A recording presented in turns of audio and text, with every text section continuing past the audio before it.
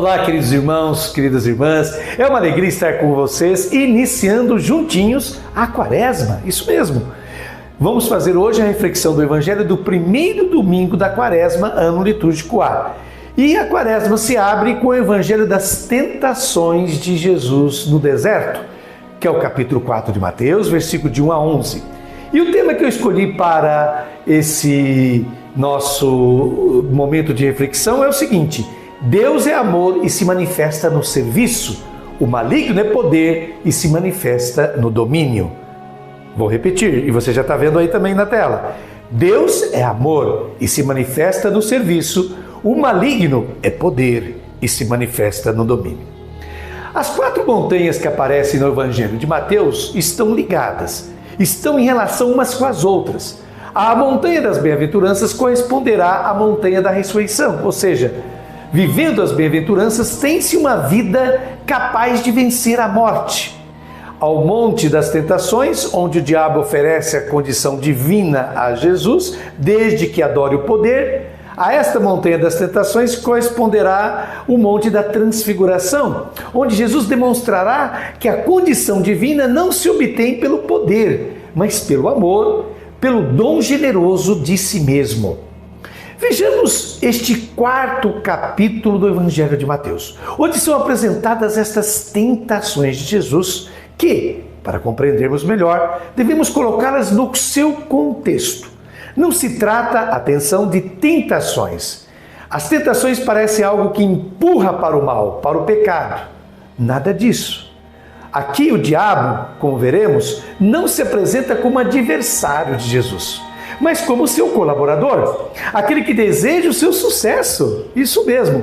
Vamos ver juntinhos? Comecemos lendo o capítulo 4, versículo 1 de Mateus. Naquele tempo, o Espírito conduziu Jesus ao deserto para ser tentado pelo diabo.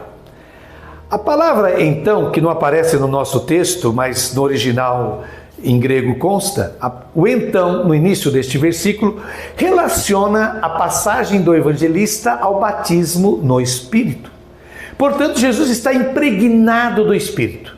E o Espírito lhe foi dado porque se comprometeu a manifestar fielmente a realidade de Deus. Aí diz o evangelista, foi conduzido ao deserto pelo Espírito. O deserto recorda muitas coisas. Recorda o êxodo, o caminho da libertação, recorda o período de provação e recorda também o lugar do poder, onde se reuniam os bandidos, aqueles que queriam conquistar o poder. Eles iam para o deserto para realizar o seu complô, digamos assim. Deve-se lembrar que o diabo, no Evangelho de Mateus, aparece apenas neste único episódio. Prossigamos, vendo o versículo 2 do capítulo 4 de Mateus. Jesus jejuou durante 40 dias e 40 noites, e depois disso teve fome. 40 indica uma geração. O evangelista quer que entendamos o seguinte: atenção, este que agora apresento não é um período limitado da vida de Jesus, mas toda a sua vida, toda a sua existência foi submetida a essas seduções que eu passo a descrever agora. É isso que o evangelista quer nos dizer. Essas seduções que foram propostas a Jesus durou a vida dele inteira e não só um único momento em que ele esteve, por exemplo, no deserto. É importante que o evangelista enfatize que o jejum é de 40 dias e 40 noites, para indicar que não é um jejum religioso, que começa de madrugada e termina ao pôr do sol. Esses eram os jejuns religiosos. Repito, começava de madrugada, se concluía ao pôr do sol. Mas é uma prova de força esse jejum, porque o evangelista quer mostrar que Jesus é igual e mesmo superior a Elias, a Moisés, aos outros que jejuaram 40 dias e 40 noites. Prossigamos. Lendo agora os versículos de 3 a 4 do capítulo 4 de Mateus, você já vê na sua tela. Então o tentador aproximou-se e disse a Jesus: se és filho de Deus, manda que estas pedras se transformem em pães. Mas Jesus respondeu: está escrito, não só de pão vive o homem, mas de toda a palavra que sai da boca de Deus. Ora, o tentador não questiona que Jesus seja o Filho de Deus, No momento do batismo, houve uma proclamação de Deus, dizendo: este é meu filho amado. Está lá em Mateus capítulo 3, versículo 17. Mas ele faz um convite a Jesus. Poderíamos traduzir melhor para entender também melhor. Já que tu és o Filho de Deus, ou seja, você é filho de Deus, então manifeste o teu poder. Porque esta é a oposição no Evangelho. Enquanto Deus é amor, se manifestando no serviço, o diabo é o poder se manifestando no domínio. Então este tentador diz: já que você é filho de Deus, manda que estas pedras se transformem em pães. Ou seja, use suas habilidades, seu poder para si mesmo. Mas Jesus responde, e responderá todas as vezes, citando a palavra do Senhor. E ele diz: o homem não vive somente de pão, mas de toda palavra que sai da boca de Deus. Assim Jesus expressa sua plena confiança na ação do Pai, em colocar em prática sua palavra. E Jesus, no decorrer do Evangelho, se verá, não usará de sua própria capacidade para se alimentar, mas ele, o Filho de Deus, ele se fará pão, alimento de vida para todos os seres humanos. Prossigamos agora lendo os versículos de 5 a 7 de Mateus 4. Então o diabo levou Jesus à cidade santa, colocou-o sobre a parte mais alta do templo e lhe disse: se és filho de Deus, lança-te daqui abaixo, porque está escrito: Deus dará ordens aos seus anjos a teu respeito, e eles te levarão nas mãos para que não tropeces em alguma pedra. Jesus lhe respondeu: também está escrito: não tentarás o Senhor teu Deus. Aqui, debaixo das vestes do diabo, o evangelista antecipa qual será a ação dos fariseus, dos saduceus, dos doutores da lei, enfim, de toda a instituição religiosa. O diabo não se apresenta como um inimigo, um rival de Deus, o pecador, mas o diabo tem seus adeptos, justamente na casta sacerdotal que se encontra no poder, que quer precisamente deter o domínio das coisas. Esse diabo, evidentemente, não só conhece a Escritura, como também conhece os apócrifos, pois no quarto livro de Esdras, um apócrifo da época, foi dito que o Messias se manifestaria aparecendo repentinamente no ponto mais alto do templo de Jerusalém. Então o diabo é um grande conhecedor da Escritura e de tudo mais.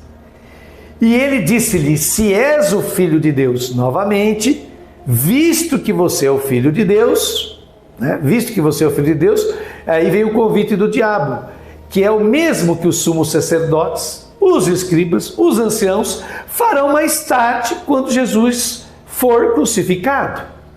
Quando eles dirão a Jesus: a outros ele salvou, a si mesmo não pode salvar? É rei de Israel? Desça agora da cruz e acreditaremos nele. De fato, ele disse: eu sou filho de Deus. Como a gente lê em Mateus capítulo 27, versículos de 40 a 42 e depois a segunda parte do versículo 43. Ou seja, ele diz a Jesus: você é filho de Deus, faça o que as pessoas esperam. As pessoas esperam que você apareça de repente no templo e adicione um toque a mais, jogue-se no chão como um show que os anjos lhe carregarão. E aqui o diabo, como foi dito, o perfeito conhecedor da Escritura, cita o Salmo 91. Mas Jesus, mais uma vez, responde-lhe com a Escritura. É toda uma série de referências a episódios da vida de Israel, da falta de confiança. Vejam só vocês. Vamos ler agora os versículos de 8 a 9. Novamente o diabo levou Jesus para um monte muito alto, mostrou-lhe todos os reinos do mundo e sua glória. Ele disse: eu te darei tudo isso, se te ajoelhares diante de mim para me adorar. A terceira vez não é igual às outras. Nas duas primeiras tentações ou seduções, o diabo jogou a carta do Messias, a cartada religiosa. Agora o diabo tira o as da manga, tira uma carta que ele sabe que todos cedem a esse tipo de poder, a esse fascínio, que é o poder da riqueza. A montanha muito alta indica o lugar onde os deuses viviam, ou seja, a condição divina. Portanto, o diabo lhe oferece a condição divina. Você quer ser aquele que conquista o mundo? Você quer ser o esperado das pessoas? Você deve ter status divino. E como surge o status divino? Através da riqueza, através do poder. Tudo isso, diz o diabo, te darei. Portanto, quase parece, e de fato no Evangelho de Lucas diz, todas estas coisas são minhas. Que o diabo é o detentor da riqueza, do poder. Portanto, aqueles que detêm a riqueza e o poder, não lhes é dado por Deus, mas vem do diabo, segundo o Evangelho. Te darei todas essas coisas, te darei se. Então há um pequeno detalhe: se te prostrares para me adorar. Assim, o diabo oferece a Jesus o status divino, o status de ser Deus, mas por meio da adoração do poder, por meio da adoração da glória e do sucesso. Mas, como dissemos no início, Jesus responderá a esta tentação, a esta sedução que foi permanente em sua vida, trazendo o seu tentador na figura de Pedro, o único discípulo a quem Jesus se dirigirá, chamando-o de Satanás, trazendo ao Monte da Transfiguração. No Monte da Transfiguração, Jesus demonstra que a condição divina não é obtida pela adoração do poder, mas pelo dom generoso de si mesmo. São as duas montanhas em diálogo, a montanha da tentação e o Monte da Transfiguração.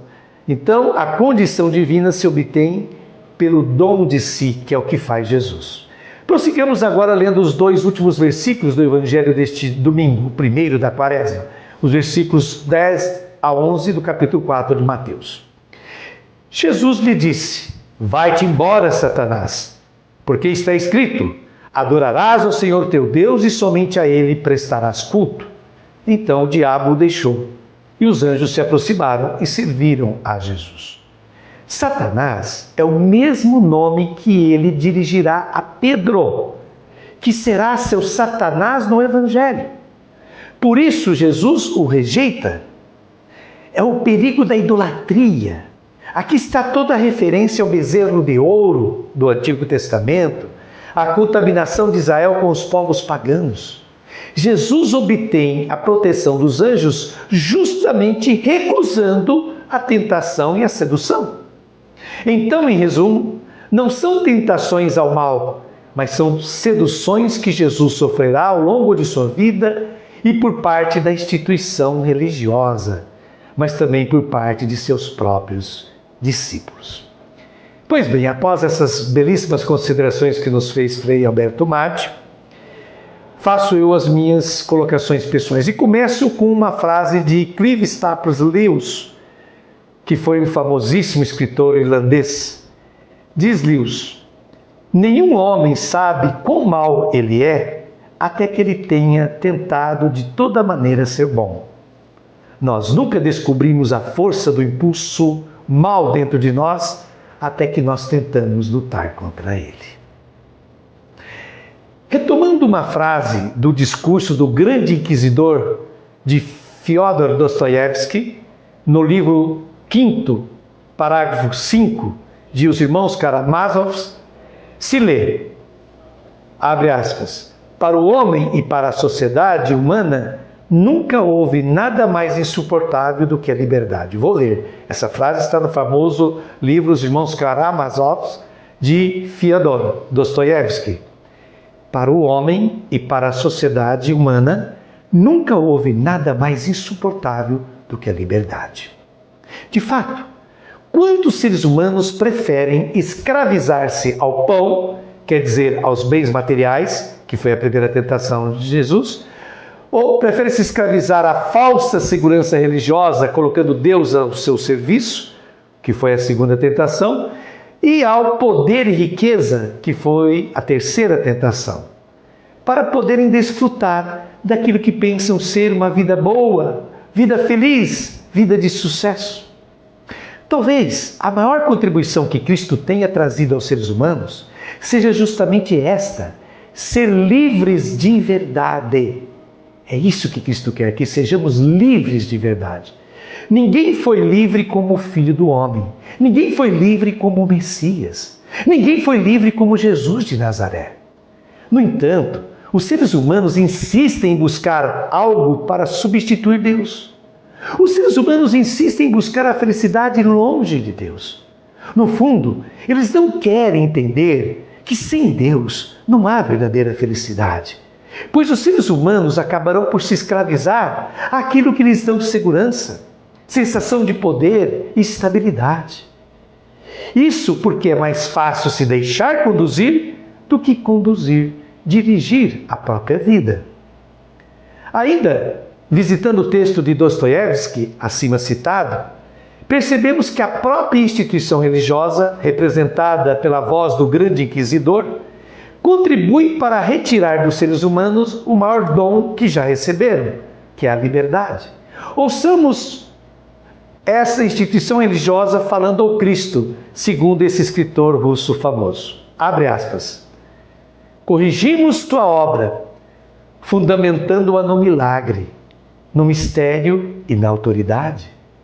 E os homens ficam contentes por se verem novamente conduzidos como um rebanho e libertos do dom avassalador que os atormentava.